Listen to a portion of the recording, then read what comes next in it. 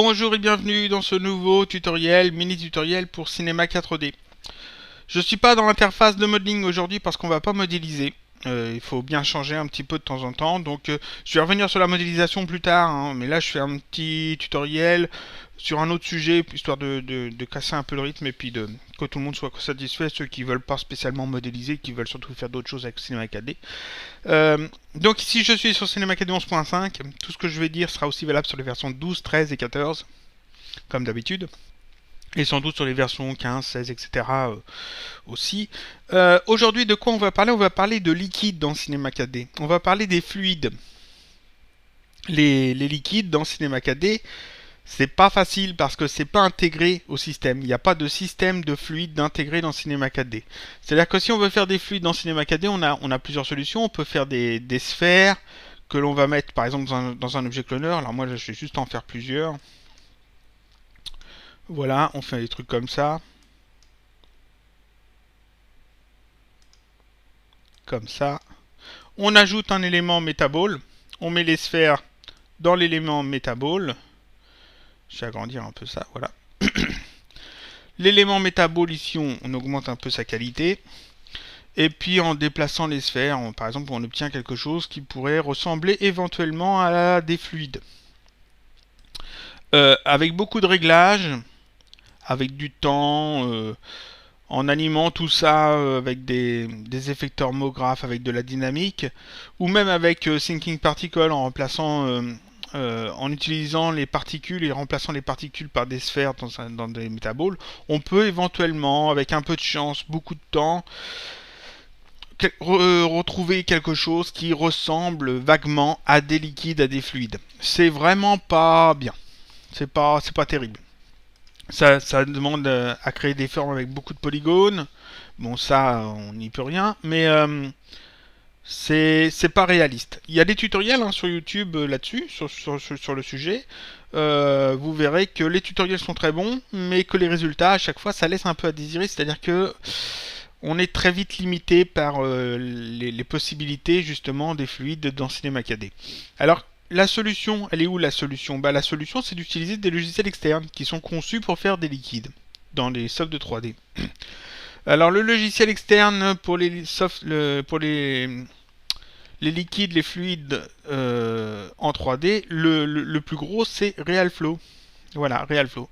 On peut faire des superbes effets de liquide avec, des fluides et tout.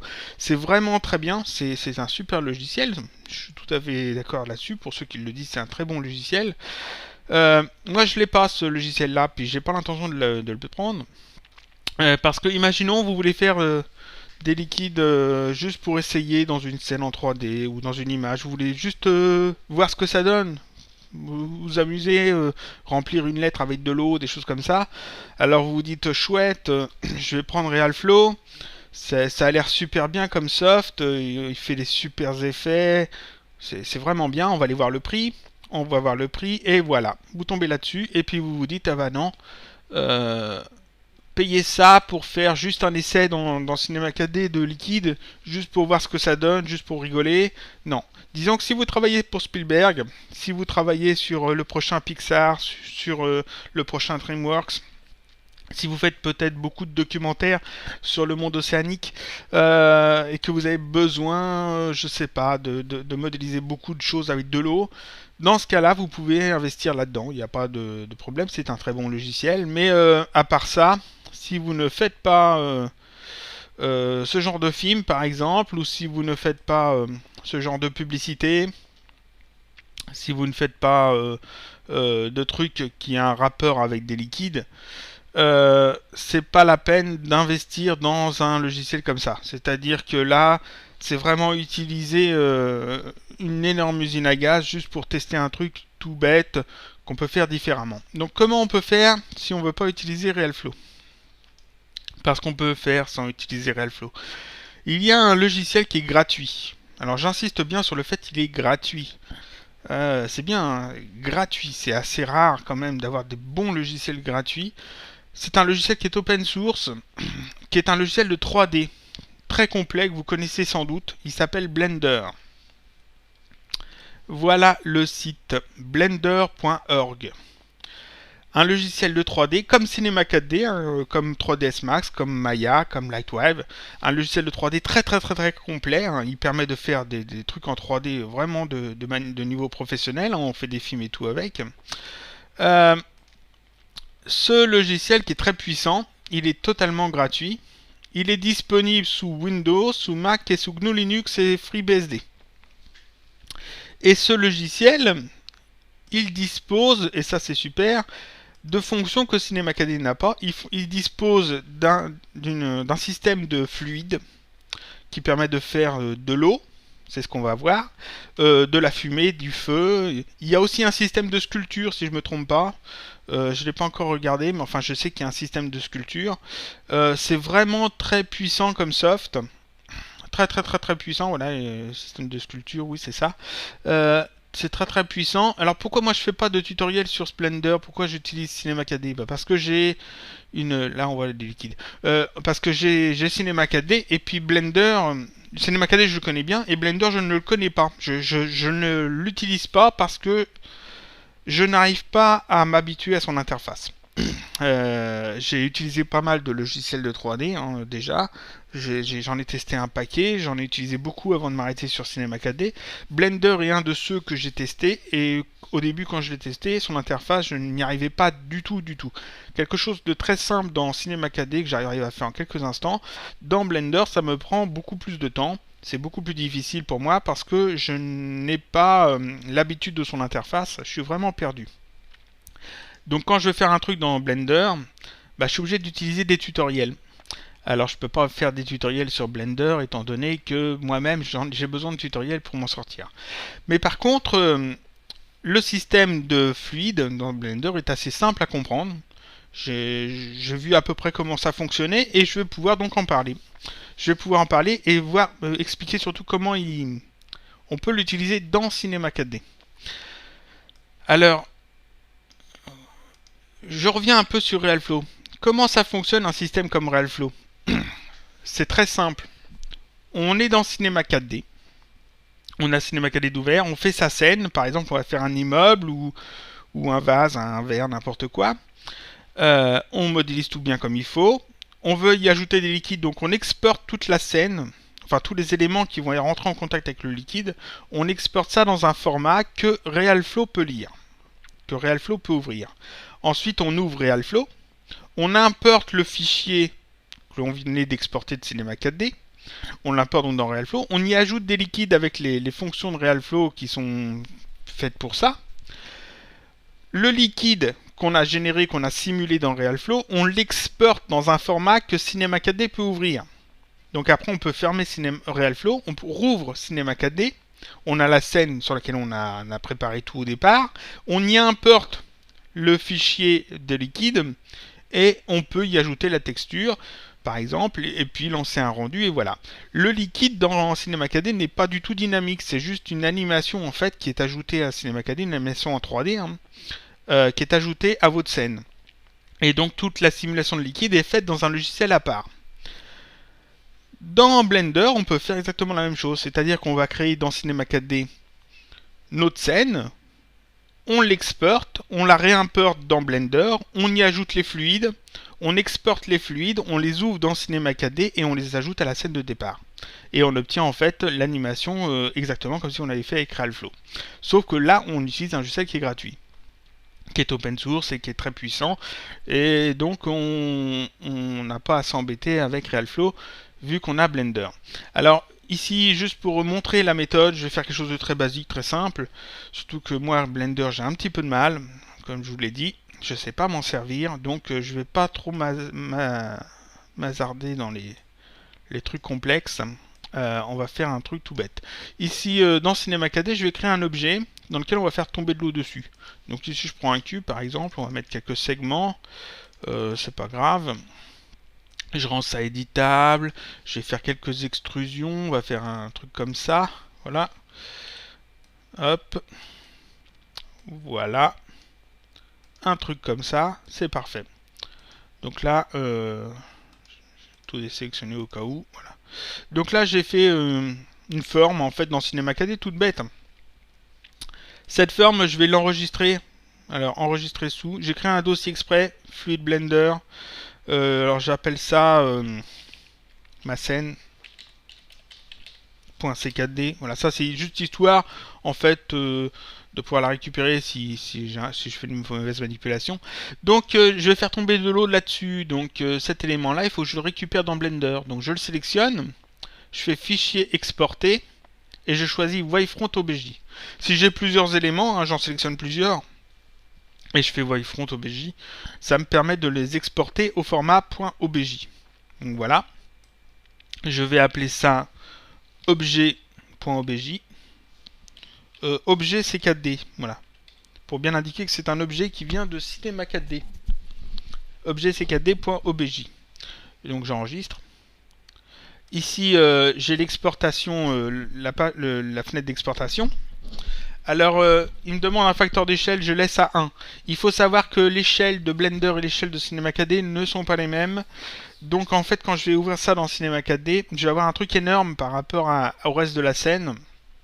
Il va falloir que je le réduise. Il y a une différence, en fait, d'échelle. C'est le plus gênant. Mais ça doit pouvoir se régler. J'ai pas regardé comment encore. Quand j'aurai trouvé, je ferai une vidéo dessus. Mais pour le moment... on va faire comme ça. Donc je fais juste OK.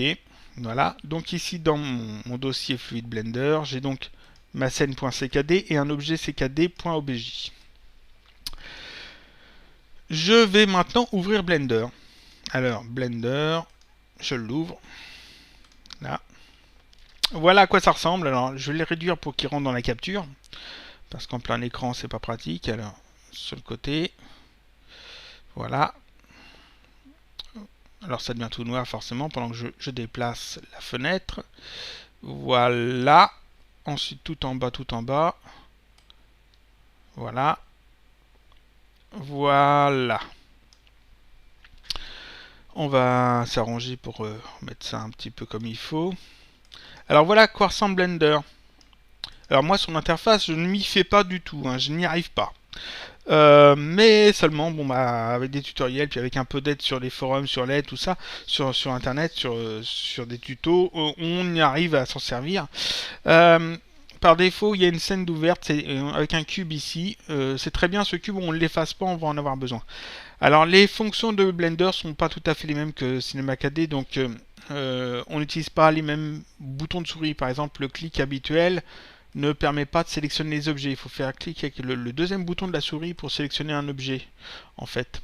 Voilà, comme ça. Ici, on retrouve bien les axes. Alors seulement, l'axe Z, c'est l'axe de la hauteur. Et l'axe Y, c'est l'axe de la profondeur. Contrairement à Cinema 4D où c'est l'inverse. Ici, on retrouve ce qui ressemble à un gestionnaire d'objets. C'est-à-dire qu'ici, dans Cinema 4D, j'ai mon gestionnaire d'objets. Dans Blender, j'ai ici quelque chose qui ressemble aussi à un gestionnaire d'objets. Ici, on voit le cube qui était là. Ici, on a une lampe. On a une caméra. Alors, tout est en anglais. Hein. Le logiciel est aussi traduit en français, si on veut le mettre en français dans les paramètres. Mais c'est mieux de le garder en anglais parce que... les tutoriels sont surtout en anglais et ils utilisent toujours la version anglaise et puis je crois qu'il n'est pas très bien traduit, je sais pas, je sais pas trop donc.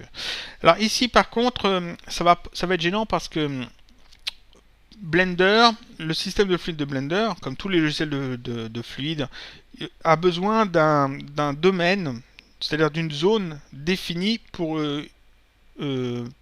y créer du liquide. C'est-à-dire qu'on ne crée pas du liquide où on veut dans la scène, il faut créer le liquide dans une zone particulière que l'on définit avant avec un cube. Là, on a déjà un cube, mais seulement le cube là, il est opaque. Il faudrait qu'il soit transparent. Alors dans Cinema 4D, ici, si je veux avoir les choses transparentes, je vais juste dans Affichage et je fais par exemple Ligne. Là, c'est tout transparent, c'est parfait. Dans Blender, on a quelque chose dans le même genre. Ici, on a une petite icône qui ressemble à une petite sphère blanche. On clique dessus, on a Wireframe ici. C'est exactement la même chose que le modeling. Donc je clique dessus et maintenant on peut voir à travers le cube. Ça c'est très pratique. C'est essentiel pour ce qu'on va faire. Ici ce cube là, c'est le cube qui va nous servir justement de domaine. Il va nous servir pour délimiter la zone dans laquelle on va créer du liquide.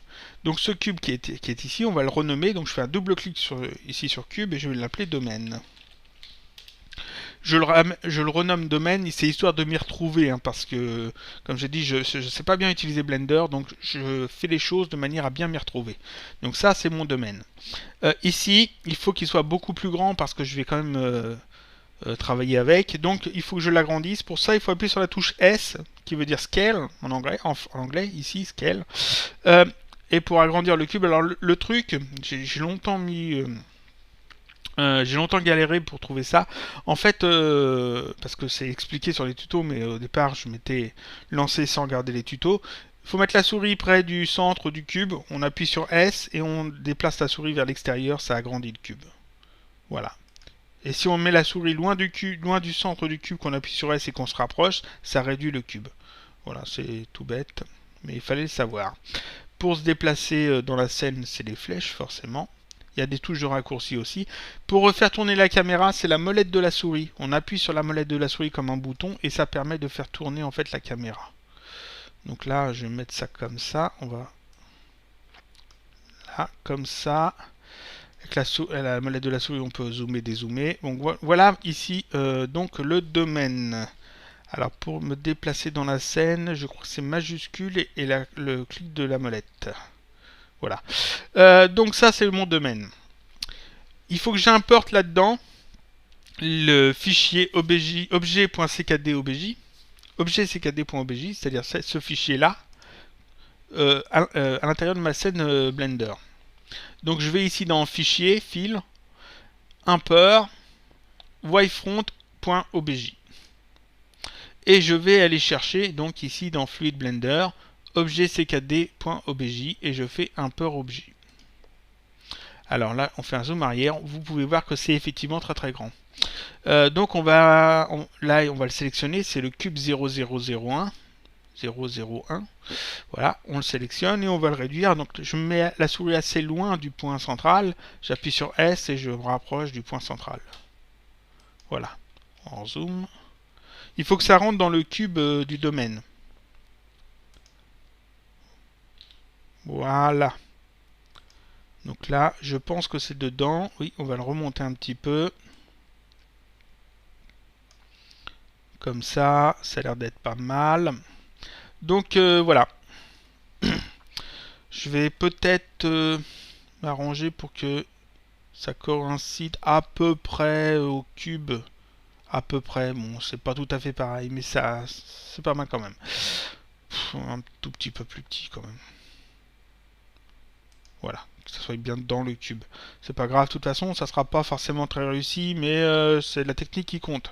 Donc ici, donc j'ai inséré en fait mon objet, cube 001, que je vais rappeler objet C4D. Voilà, ça c'est l'objet C4D, qui sera un objet de collision en fait pour les liquides. C'est-à-dire que les liquides vont rentrer en contact avec cet objet-là et réagir en fonction de l'objet. Maintenant, il me faut quelque chose qui me permette d'avoir donc du liquide. Donc il faut que je crée un élément supplémentaire qui va symboliser le liquide, qui sera le liquide. Donc je vais ici dans Add pour ajouter, Mesh pour ajouter un maillage. Et là je vais prendre l'icosphère. On pourrait prendre autre chose, mais icosphère, c'est ce que je choisis. Alors je place l'icosphère à peu près au centre là, et plus en hauteur. Et je vais la faire un petit peu plus grande. Donc la touche, je mets la souris là, touche S et j'écarte un peu la souris. Voilà, comme ça j'ai quand même une bonne dimension pour la sphère. Et cette sphère là, donc c'est une sphère de liquide, on va dire. Maintenant, j'ai le domaine, j'ai l'objet et j'ai le liquide. Il faut donc que je définisse tout ça dans Blender, lui dire à Blender, tout ça c'est du liquide. Donc ici, dans toutes ces petites icônes là, j'en ai une ici tout à la fin, c'est physique. Ah tiens, d'ailleurs, l'icosphère ici, là, je vais la renommer liquide. Voilà. Domaine, liquide, objet CKD. Donc ici, les petites icônes, celle tout à la fin ici, c'est physique. Je la sélectionne, c'est des onglets, hein, ça. Et ici, j'ai fluide avec une petite goutte d'eau. Donc on clique sur fluide. Le liquide là est sélectionné. Hein. J'ai sélectionné le liquide, j'ai cliqué ici sur le physique et là sur fluide. Et ici type, je vais choisir fluide. Parce que l'icosphère, là, c'est le fluide. Ça sera du liquide. Ensuite, ici, je sélectionne mon objet C4D. Là, je vais toujours dans cette petite icône, cet onglet-là. Je clique sur fluide. Et ici, dans type, j'indique que ça, c'est un obstacle. Parce que dans ma scène, l'icosphère, c'est le fluide, c'est le liquide. Ici, l'objet C4D, c'est l'obstacle, c'est là-dessus que le liquide va venir s'écraser. Et donc, voilà. Seulement, il faut que j'indique que tout ça, ça doit être compris dans le domaine. Alors, je sélectionne ici domaine. Je clique ici sur fluide. Et là, dans type, j'indique domaine. Voilà. En faisant ça, en fait, je définis en fait que ça, c'est bien du liquide et que ça, c'est bien un obstacle. Et voilà. Alors, ici, Blender me met les fichiers dans ce dossier-là. Les fichiers de cache. Moi, je vais lui demander de me le mettre dans le même dossier que j'ai mis mes fichiers. Donc, tout ça, j'efface. Et là, je mets à la place le dossier Fluid Blender. Voilà. Ensuite, donc je sélectionne ici domaine. Parce que c'est dans domaine que tout se règle. Ici, on peut refermer ça. Vous voyez, il y a plusieurs trucs qui s'ouvrent et qui se ferment. Donc, le premier, c'est fluide. Ici, on est type domaine, c'est le grand carré, là, on a bien sélectionné domaine. Ça indique que dans ce cube-là, il y aura des liquides. Bake, là, ça, c'est le bouton qu'on utilisera à la fin, qui permet de tout mettre en mémoire, de mettre en cache l'animation. On utilise ça à la fin. Ici, ça nous indique le nombre de mégas qu'on a besoin, de mégas ou de gigas qu'on a besoin pour cette animation. Résolution finale, c'est la qualité finale de la résolution, la résolution du truc. Donc ici, on va mettre 80. 80, c'est le minimum. Vous voyez, j'ai mis 80, ici, je suis passé à 50 mégas.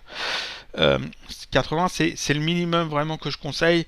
Vaut mieux aller un petit peu plus, vaut mieux faire du 100, 120 pour avoir quelque chose de bien. Bon, après ici, la preview, c'est la qualité dans l'éditeur, d'après ce que j'ai compris. Là, je laisse à 45, on peut monter jusqu'à 100 si je ne me trompe pas.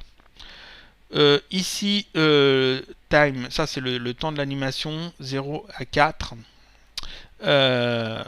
en secondes, voilà, 4 secondes donc. Je vais laisser ça comme ça.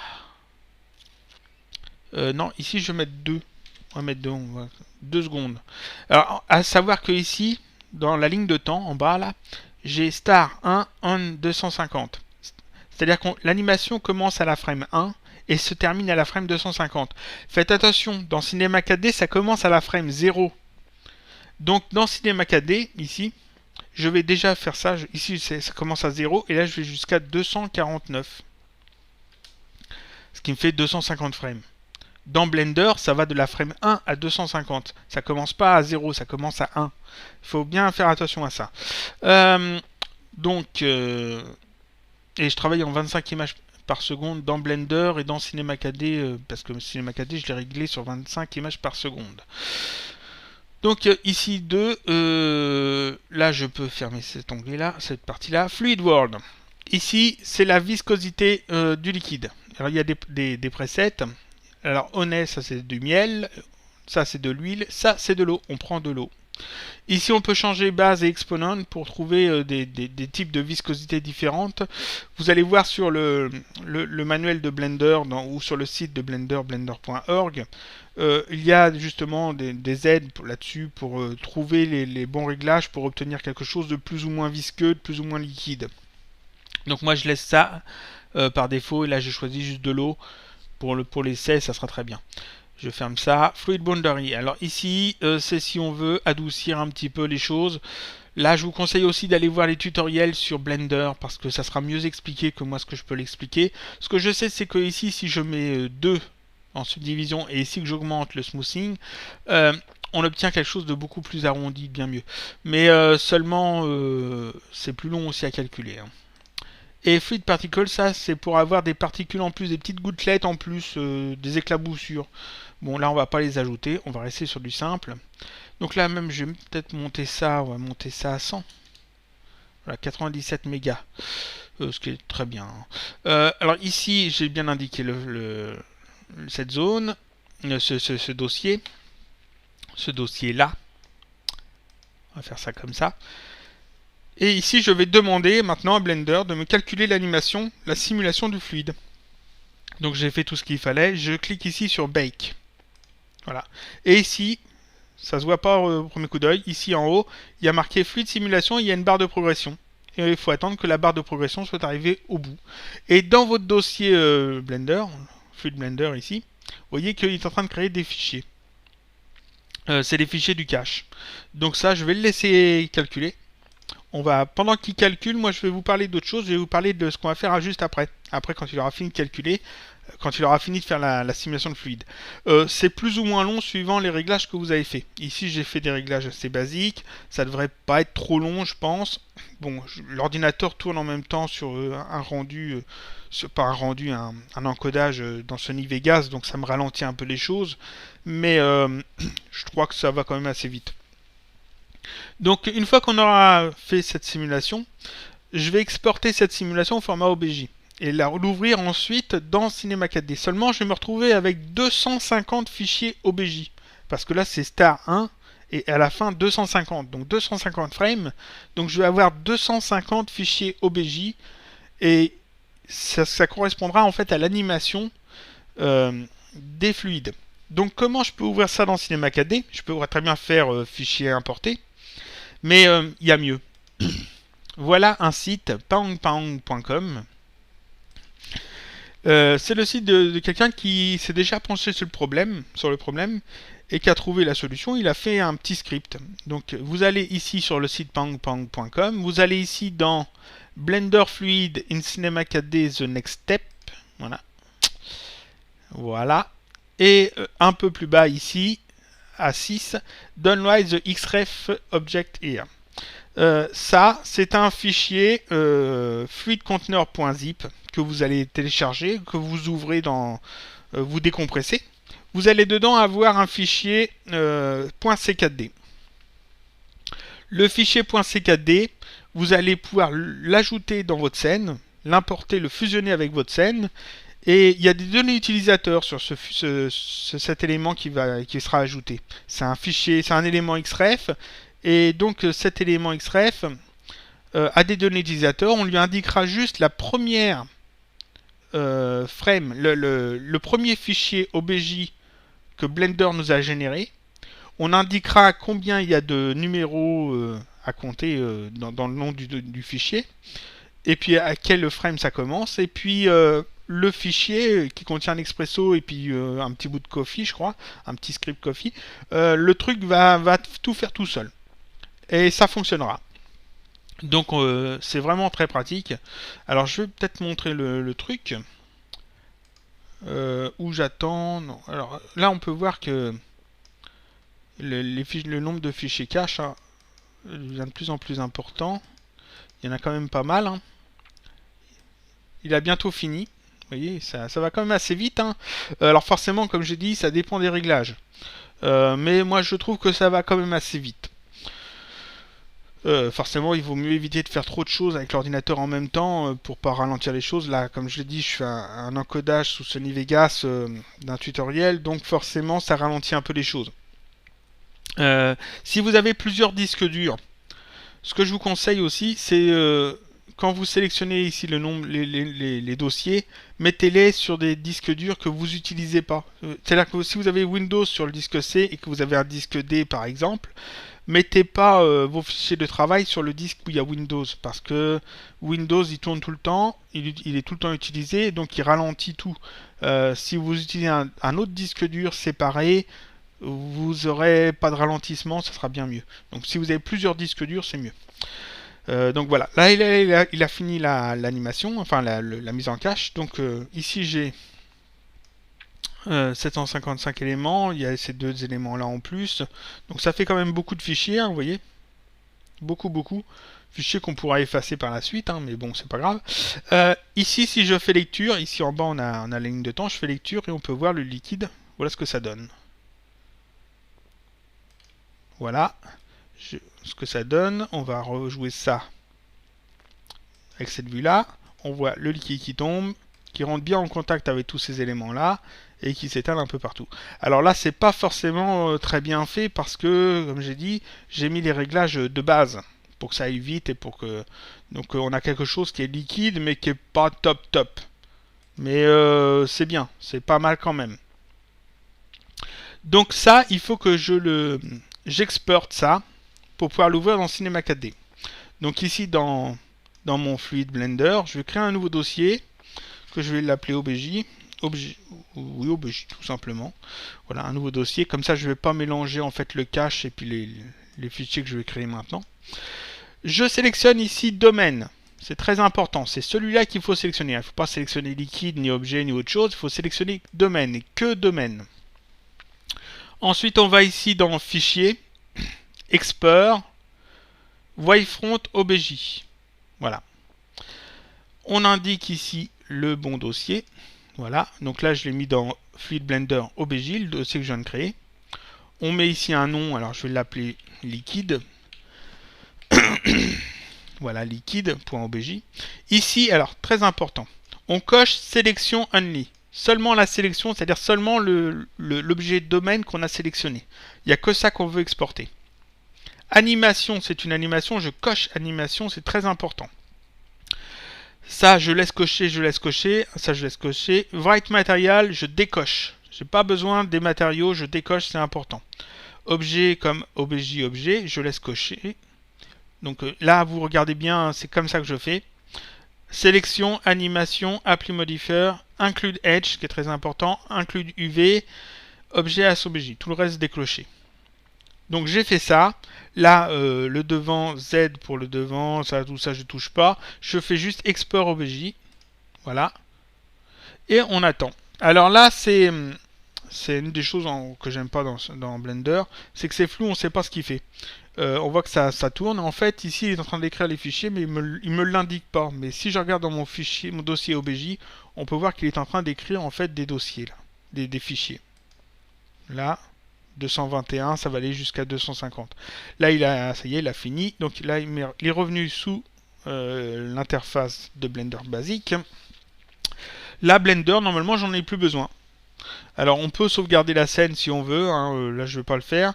Mais bon, ça, c'est fait. On n'en a plus besoin. Je retourne dans Cinema 4D. J'ai toujours cette scène-là. Maintenant, il faut que j'importe les liquides que j'ai créés dans Blender. C'est-à-dire, ici, les fichiers OBJ qui sont là. Tout ça, chaque objet, là, c'est une frame dans Blender de la simulation de liquide. Ça va de 1 à 250.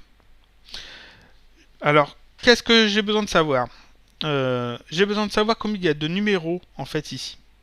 Alors il suffit de les compter. Hein. C'est-à-dire que là j'ai le 1, donc ça fait 1, 2, 3, 4, 5, 6.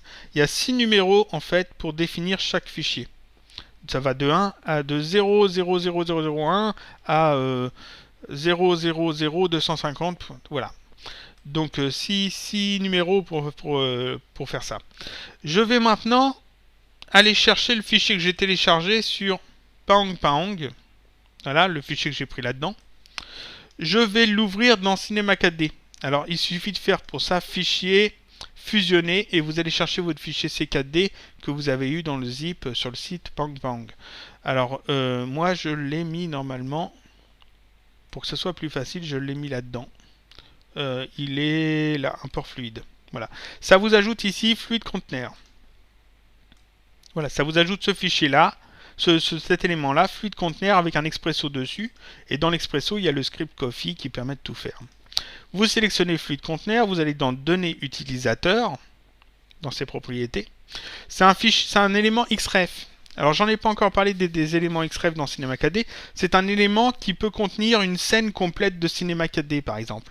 On peut indiquer tout un fichier Cinema 4D, dire cet élément XREF, c'est en fait ce fichier Cinema 4D.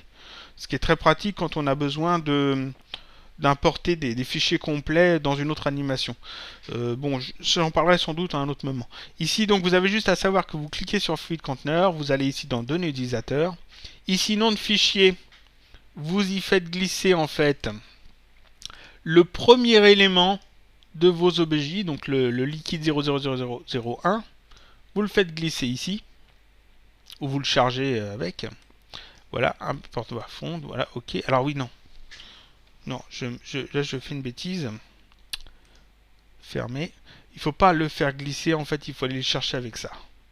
Voilà, on clique là-dessus, je vais aller chercher dans le bon dossier parce que là je suis pas dans le bon dossier. Fluid Blender, voilà. On va dans OBJ, on prend le premier et on fait ouvrir.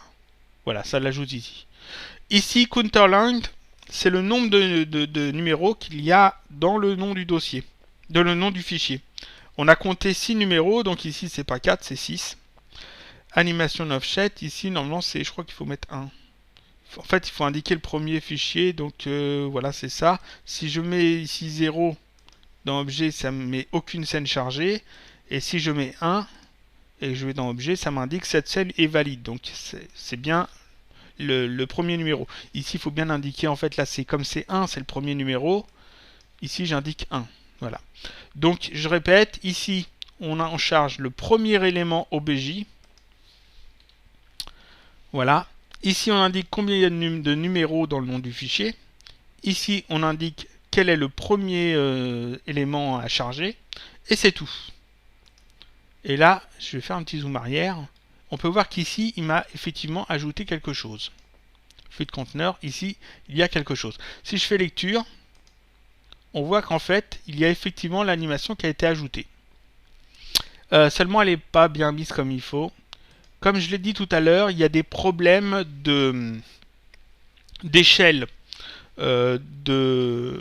d'unité. En fait, dans Blender et dans Cinema 4D, ils n'utilisent pas les mêmes échelles, les mêmes unités. Donc, il faut remettre ça un petit peu comme il faut.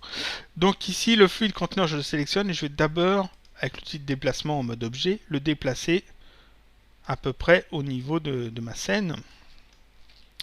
Voilà. Je vais avancer un peu dans l'animation. Voilà. Je vais m'arrêter là.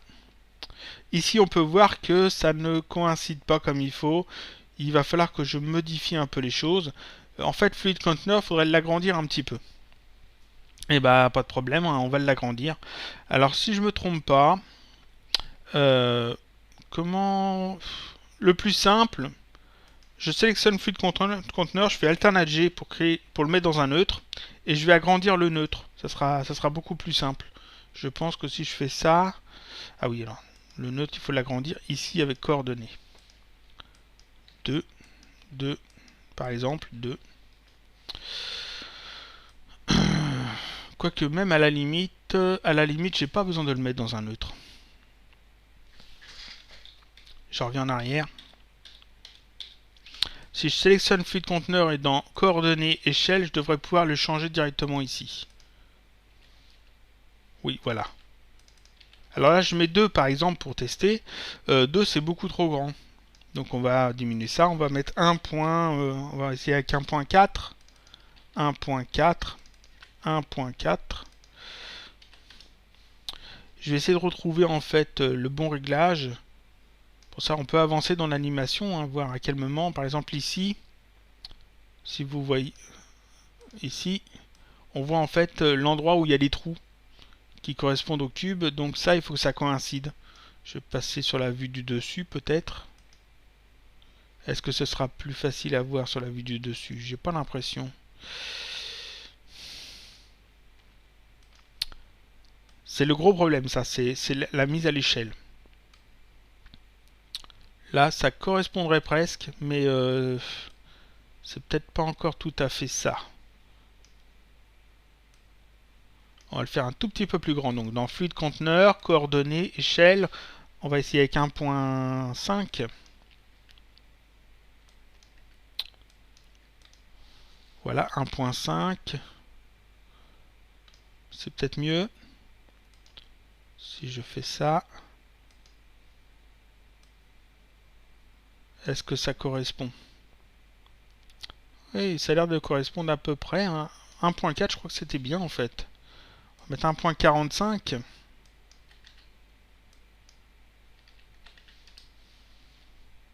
1.45. Non. 1.6. J'y vais en tâtonnant. Hein.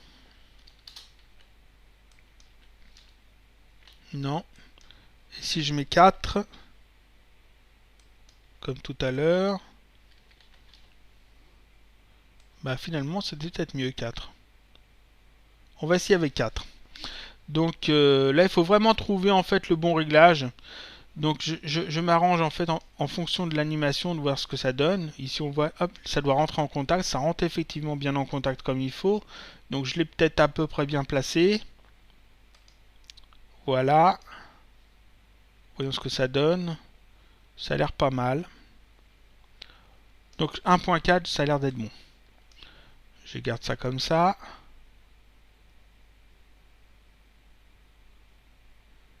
Et voilà. Donc maintenant, il faut améliorer un petit peu tout ça parce que là, en fait, si je fais un rendu ici, vous voyez que c'est pas beau du tout. Alors, comment je vais améliorer ça?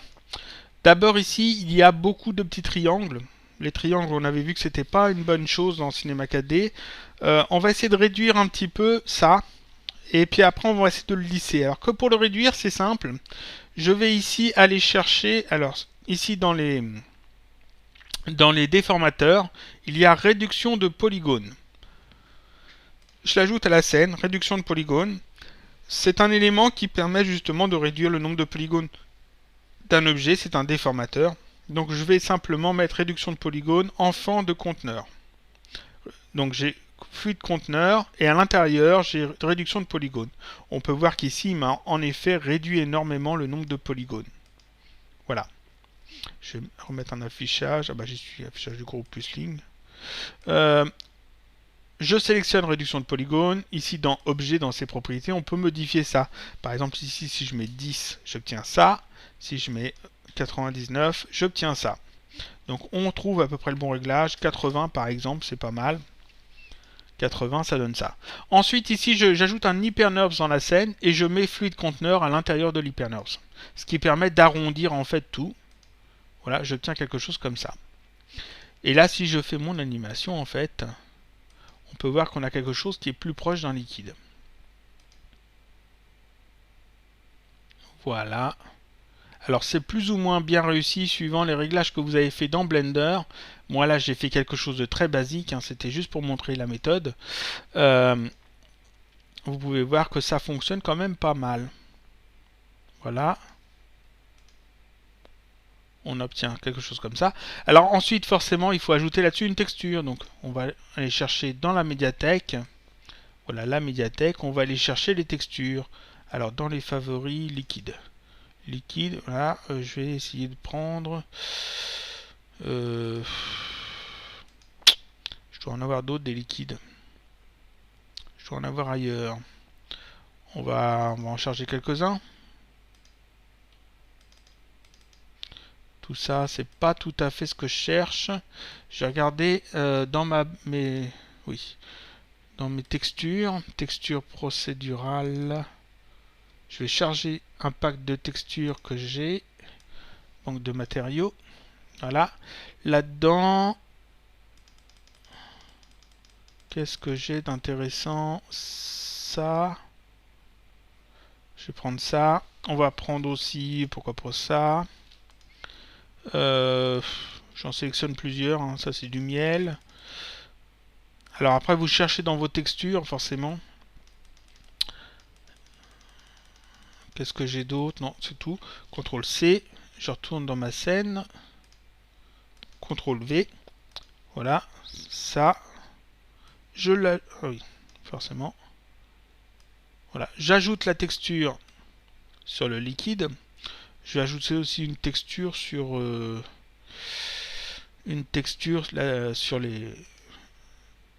sur les blocs. Ici, je vais prendre du plastique. Un plastique de caoutchouc, tout gris. Voilà. Donc j'ai ajouté ça. On peut ajouter forcément aussi un éclairage. Alors, je vais aller chercher un éclairage de base. Éclairage. Voilà. CTRL C. Ma scène. CTRL V. Un éclairage. Et là, si je fais un rendu, j'ai donc un liquide dans ma scène. J'ai regardé si je l'ai bien placé sur le sol. Non, il est au-dessus du sol. Donc là, en fait, il n'est pas assez grand par rapport au On va essayer de l'augmenter un peu. Fluide liquide. Au lieu d'1.4, je vais essayer 1.52 par exemple. Voilà. Et le repositionner. L'échelle, c'est vraiment le truc qui vous posera le plus de problèmes hein, dans toute la manipulation ici. C'est vraiment le truc le plus gênant. Parce que tout le reste fonctionne bien. Bon, voici 48. 48, ça donne quoi? Ça se place bien comme il faut. 50.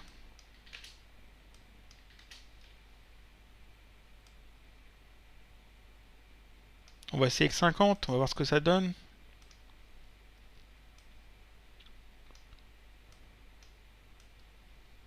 Oui, ça a l'air pas trop mal. C'est peut-être pas parfait. Hein. Il faudra vraiment que je trouve un système pour ça, pour trouver les bons réglages de conversion de mesure. Donc voilà ce que l'on obtient. Ici je fais un rendu pour voir ce que ça donne. On obtient effectivement du liquide. Alors là il survole un peu, il faut que je descende un petit peu dans la scène. Voilà. Il est bien plaqué au sol, c'est bon. On a effectivement un liquide. Et là, j'ai pas utilisé Ralpho, j'ai utilisé des logiciels gratuits, ce qui est quand même pas mal. Et j'ai un résultat qui est quand même bien. Hein. On va pas se plaindre, il est quand même de bonne qualité. Hein. Par rapport à ce que l'on peut faire avec des HyperNerbs qui sont vraiment pas géniales, là, on obtient quand même quelque chose qui est pas mal. Donc voilà, alors là, j'ai tout donné. En fait, j'ai donné toute la méthode. Je pense que j'ai rien d'autre à dire. Voilà. On va faire un rendu ici. C'est pas mal du tout. Oui, ça rend bien. Donc, en plus, la texture est pas mal. Bon, là, c'est peut-être pas encore tout à fait ça. Hein, là. Ça déborde un peu ici. Je sais pas, c'est mal placé par rapport. On devrait peut-être le placer plus comme ça.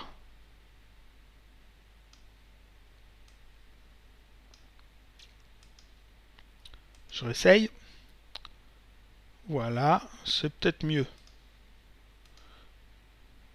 Alors vu que c'est arrondi, ici on voit les formes assez carrées, mais en fait c'est arrondi avec l'HyperNerbs. Hein. Donc ça passe assez bien. Et là, comme je l'ai dit, j'ai utilisé quand même des réglages très basiques dans Blender.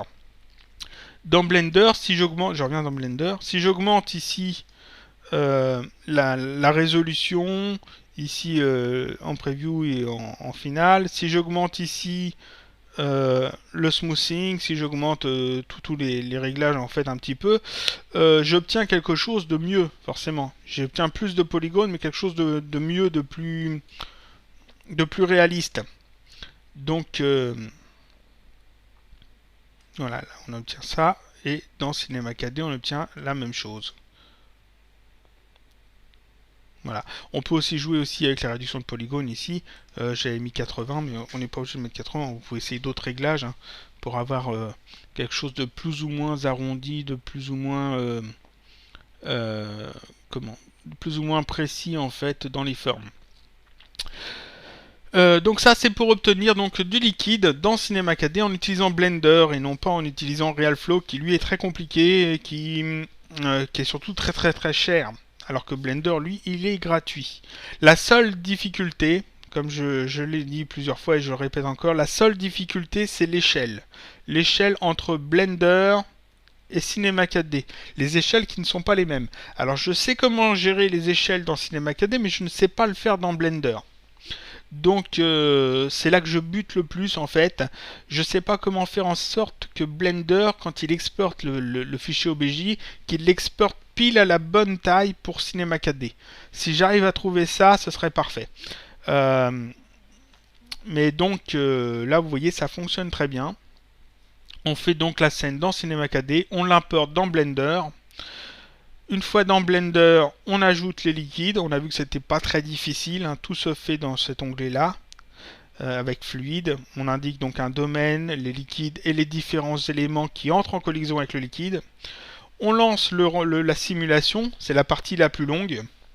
Une fois que c'est fait, on fait fichier, on sélectionne domaine, on fait fichier export wavefront OBJ.